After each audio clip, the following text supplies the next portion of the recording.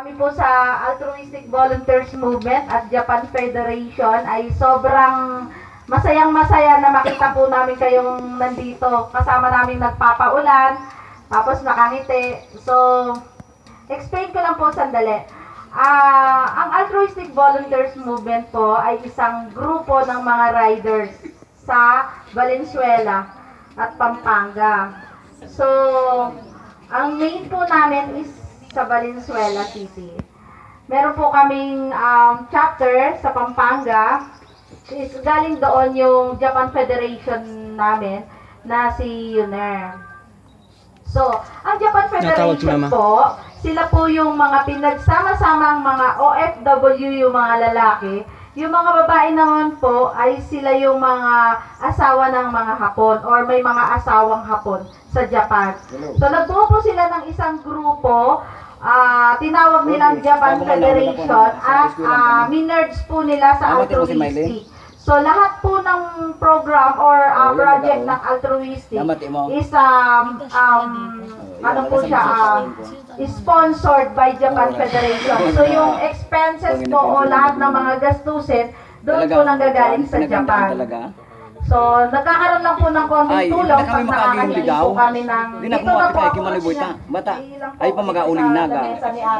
So, kung di gaspi, malis di gaspi tarang iba sa amon sa kuwan, sa pinagdaan, pagkakapit sa amon nito. Galing po sa Japan yung mga tulong na ibinibigay namin sa mga tao.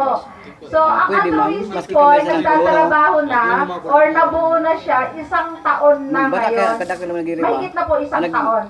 Ang ginagawa po namin, monthly po, meron kami mission. Yung tinatawag po namin itong mission. Kasi, ang ginagawa lang po namin, kami po kasi ay kakaiba sa ibang riders. Mga kaibigan po namin silang lahat.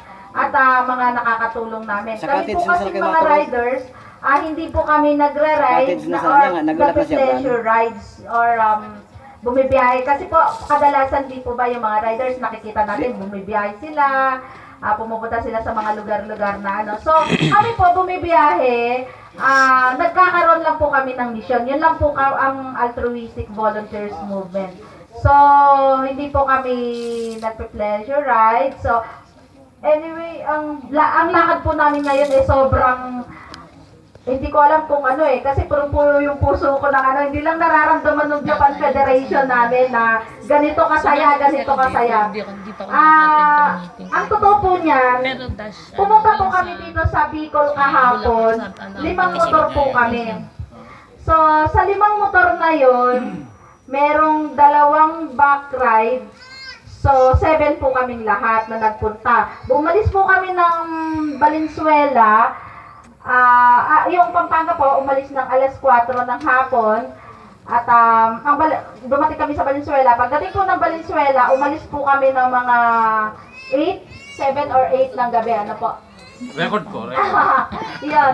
Pagdating po ng Valenzuela, siguro 8 ng gabi, nagbumiyahe na po kami papunta ng Quezon. Anong Quezon yun? Province. Hindi, anong pangalan? Gumaka. Yan po, dumating kami ng Gumaka ng alas 5 ng madaling araw. So, natin po kami saglit, tumakbo na naman po kami rito ng hapon sa Camarines Sur. Ang nangyari po, kahapon, naiya po ako sa inyo kasi ang alam niyo po, kahapon dapat yung punta namin dito. Kaso po, yung mga bagahe namin, sinakay po namin ng bus. So, alas 10 na po siya ng gabi nakarating ng Camarines Sur.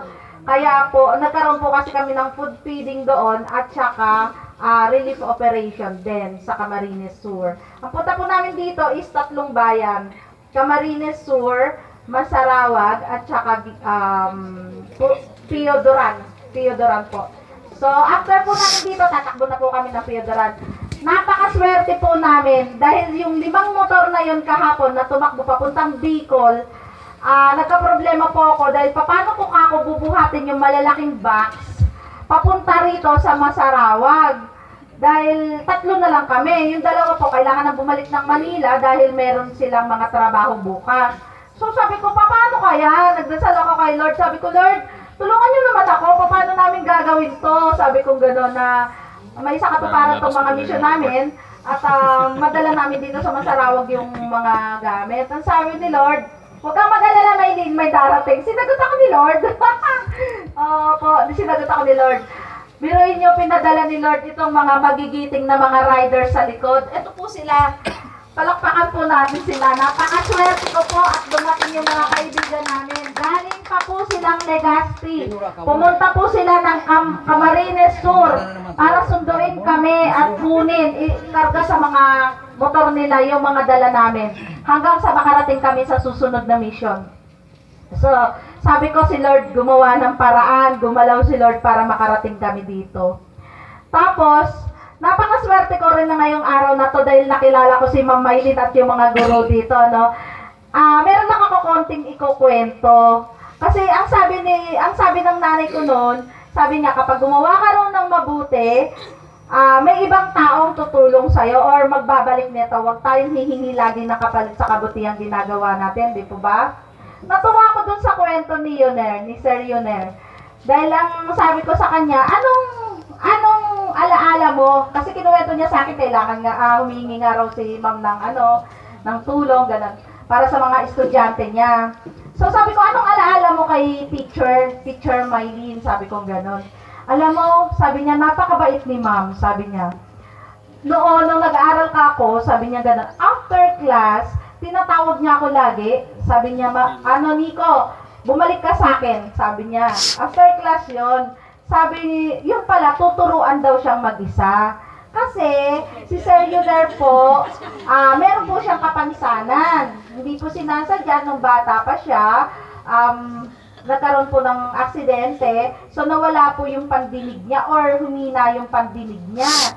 So, hindi niya naiintindihan yung lesson ni teacher noon. Kapag nagtuturo si teacher, syempre pangkalahatan. So, hindi niya naiintindihan. Ang sabi ni Teacher Maylin, ang sabi niya sa akin, tuwing daw uwian, dadaan siya kay Teacher Maylin. So, tinuturuan siyang mag-isa. Napakabait. Sabi ko, nakakahanga yung gurong ganito.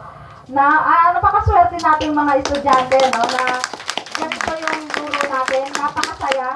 Kaya ginawa kong, sabi ko na-inspire ako. Sabi ko, napakagaling ng guro na to. So, kami po ay hindi galing sa gobyerno o pinadala ng gobyerno. Doon may nakita kayong ID ko, isa po akong field reporter ng DWAD radio. Ganon din po si Sir Yoner. Kailangan ko lang po siya yung ID na dinala ko, lagi ko po siyang suot, nakasanayan or whatever. Pero hindi dapat na pinakita pa. Nakita nyo lang kasi. Kaya in-explain ko, baka mamaya sabihin nyo, no? So, field reporter po ako. Nagre-report po ako kung ano nangyari dito. At the same time, nagre-radio din po ako. So, nauupo din po ako sa radio. Babatiin ko kayo sa susunod na upo ko. Napakaswerte ko at nandito ako. Maraming salamat po. Pasensya na po kayo sa ulan. Pasensya na po kayo sa balak namin sa inyo. At sana pagdamutan nyo po yung napag-ipunan namin tulong. Yan din pong tulong na yan ay isa sa mga grupo sa Manila na mga riders, yung EBSA MAPA Philippines. Sila po ay bumili pa ng 4 na balikbayan box sa custom. Huwag niyong sabihin secret lang natin yun. Tapos binigay nila sa amin para madala namin dito sa 3 bayan sa Bicol. So, thanks God at magkakaharap tayo ngayon. Maraming salamat po. Papakilala ko nga po pala sa inyo si Sir Yoner. Gusto ko po siyang pagsalitaan kasi hindi po siya nagsasalita. Ito po si Sir Yoner.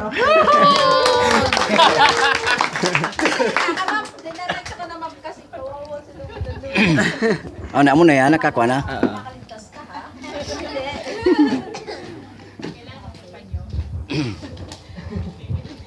May panyo ako. Ano ikuha mo, message kay Madam. Magandang hapon po sa inyong lahat. Ako po pala si Yoner Neco Batan, ang dati pong estudyante ni Ma'am Maylin. Bumabati po sa inyo ng isang magandang hapon po. Unang-una po sa lahat, akin po pinasasalamatan ng ating na siyang gumagawin sa aming paglalakbay para tumulong. Hindi po. Di okay na. Pangalawa po ay ang mga guro, sila Ma'am Maylin at ang kanyang Ibibidyo ko yung mga itong pati mga riders. Hindi ko akala pero event na to kung tawagin sa amin po. Hindi po to biro na magsiset ng ganito basta-basta kasi ang akala po namin ay sa isang barangay lang tayo, mamimigay lang ng mga relief. So, na-surprise po kami at lubos po kami nagpapasalamat sa kanilang inihanda para mapasaya kami dito sa lugar ninyo. Sa inyo din po, sa mga magulang na nandito at sa mga estudyante. Sa mga estudyante po, nais ko lang ibahagi ang konting Alam nyo, nung high school pa ako, hindi lingid sa inyong kaalaman kung ano. Dali. Sandali lang po. Pasensya na ba? Kung ano ang kahulugan ng pagkakaisa at pagtutulungan. Kasi po nung high school ako, hindi pa uso sa mostly yung mga ganyan mga charity. Pero start nang makapag-high school ako, diyan ko na rin yun na realize na kapag tumulong ka sa isang kapwa, maaaring hindi siya ang magbabalik sa'yo ng tulong, pero mas marami ang darating sa iyong tulong at blessings ni Lord. So yun po, sana po papasalamat din po pala ako. Hindi ko makalimutan. Ang aking pong grupo is Japan Federation. Labis po ako nagpapasalamat sa kanila dahil kung hindi po sa kanila ay wala tayo dito ngayon. Sila po ang ating dugo sa araw na ito para maisakatuparan ng misyong aming dinadala. Maraming salamat po sa Japan Federation and then sa ABM na mula pa po kami ng Pampanga.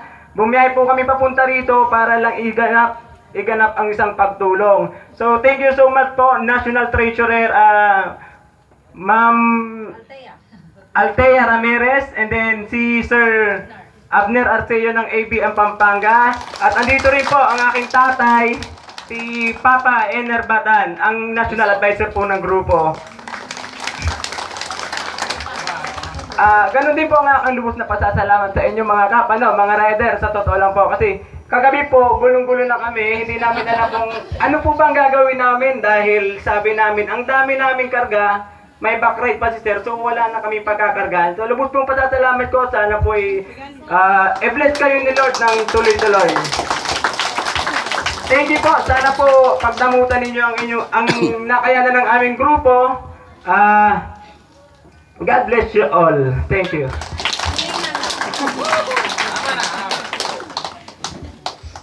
Thank you so much, Mama Eileen and Sir Iner, for that very inspiring ikuan mo and naman. very heart-melting message of yours. Save mo na. And to award the certificate